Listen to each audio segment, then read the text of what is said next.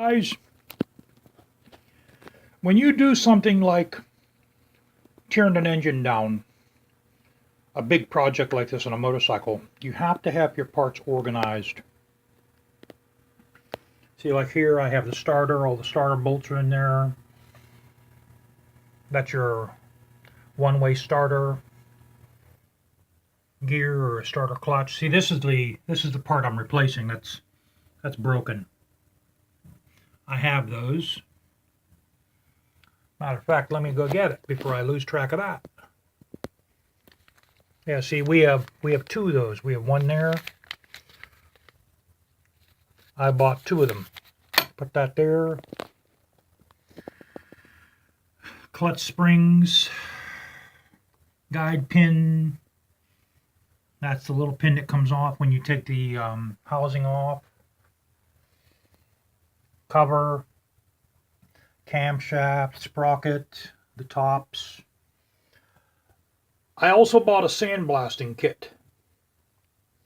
So we're going to be able to sandblast the cover, we'll sandblast that, maybe I'll sandblast the starter. But there's a lot of stuff I got to sandblast on this.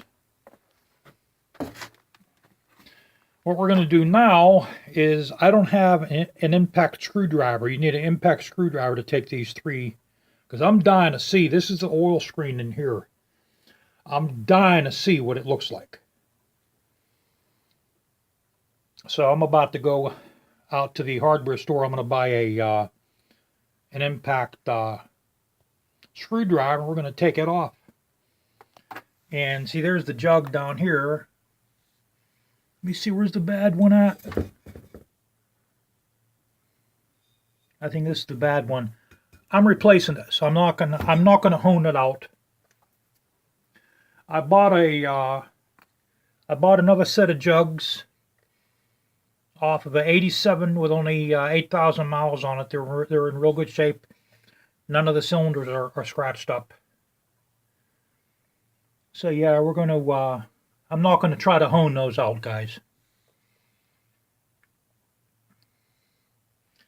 Now that we're going to save. I'm pretty sure I'll be able to get those two screws out on the other side there.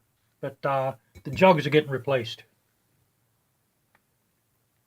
Matter of fact, that comes with a set of pistons with rings.